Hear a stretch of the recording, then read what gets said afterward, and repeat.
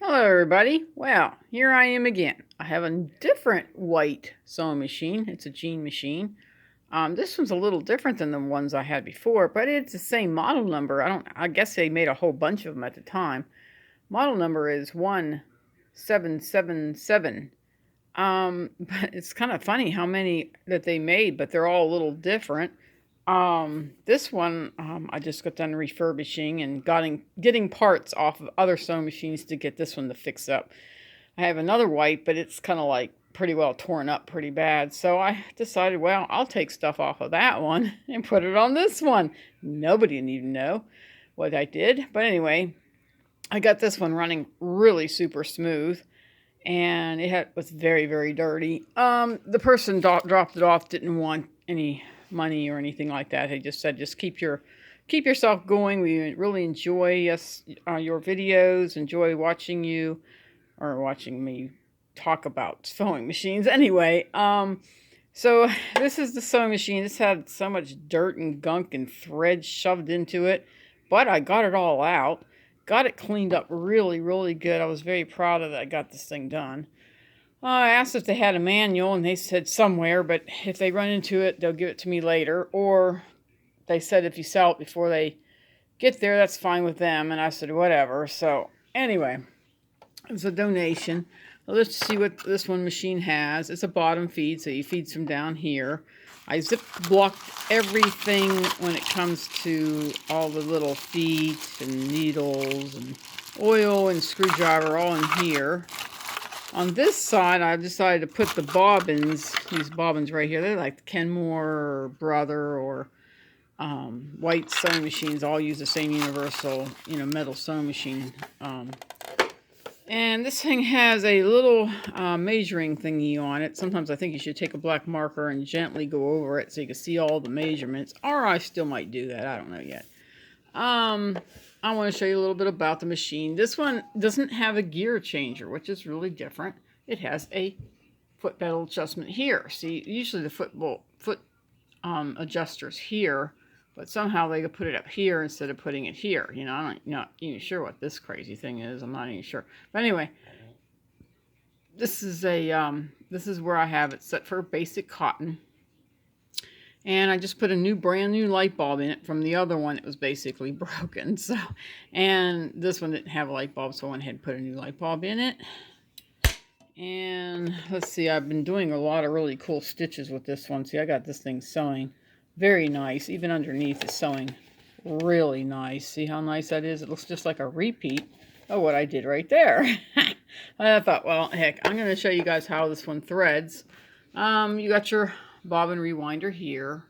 And when you put your bobbin on, you click it this way, and you want to make sure you twist it around this little guy and bring it back to this one right here. And these are called extenders, so when you're traveling, they extend back down so you don't break them.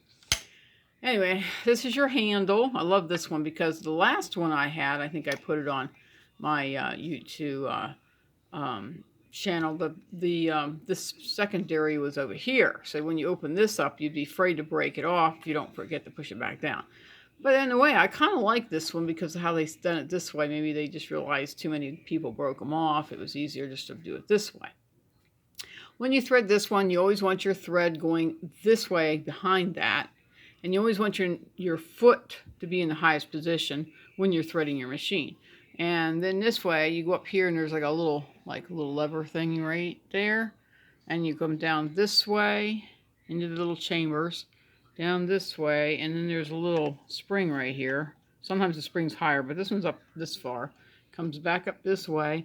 There's your lever. Usually it's higher than this. And you hook the lever this way, come back down through right here to this little guy here.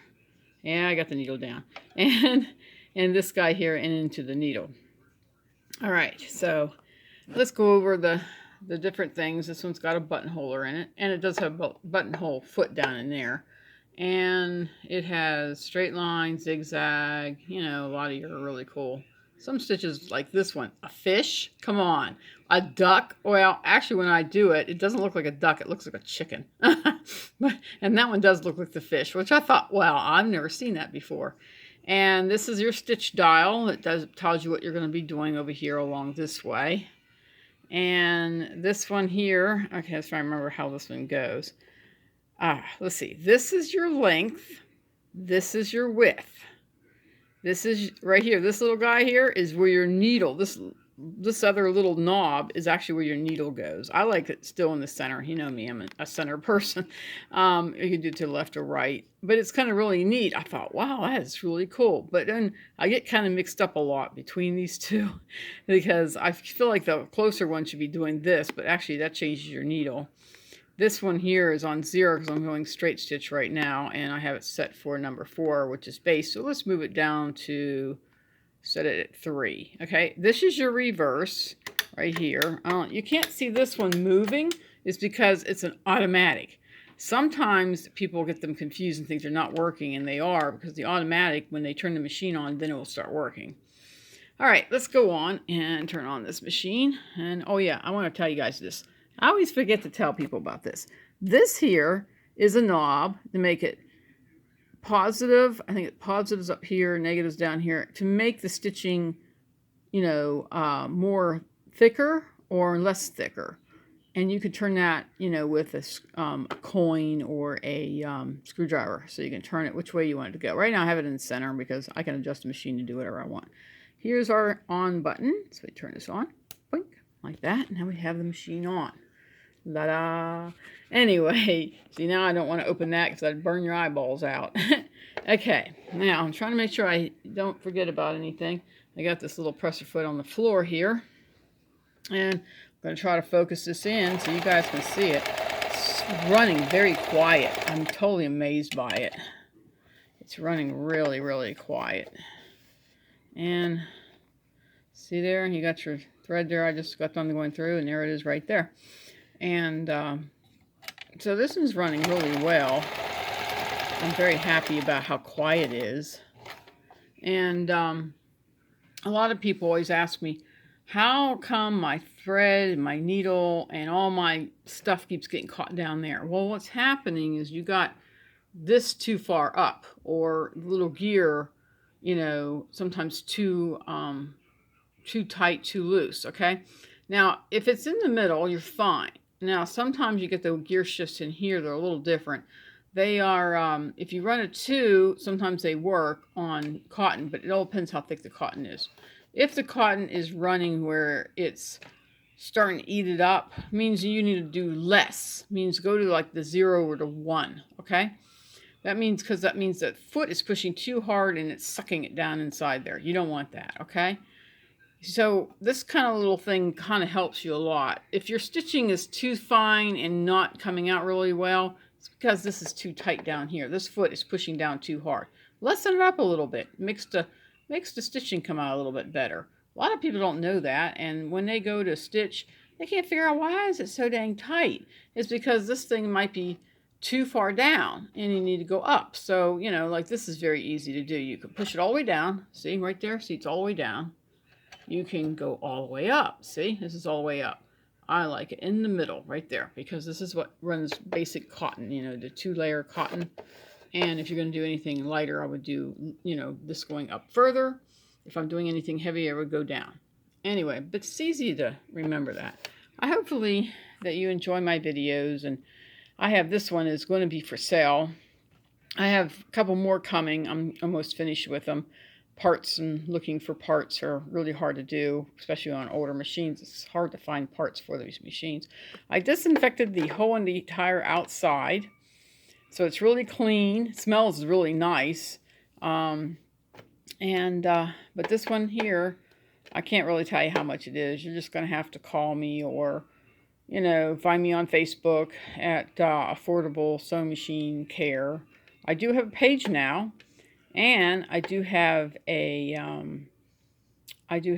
group. The group is where you can, you know, ask questions about what kind of things like, oh, I don't know, like I can get this machine to run right. There's a lot of mechanics on there that's going to help you. I don't have to be there all the time. You can always talk to them.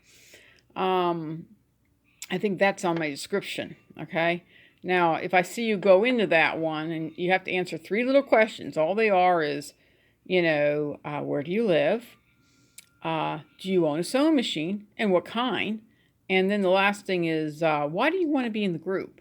Kind of gives me an idea. If you just want to be in the group just to sit and watch everybody, you could do that too. I don't mind.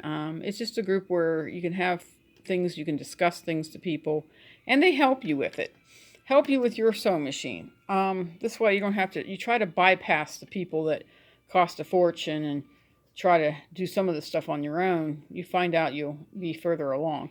And if you don't, I still have my service here in Iron Station, North Carolina. So if you're living pretty close to me, you can always give me a text or call or whatever, and or look me up or something, and I can advise you on instructions on how to drop your sewing machine off.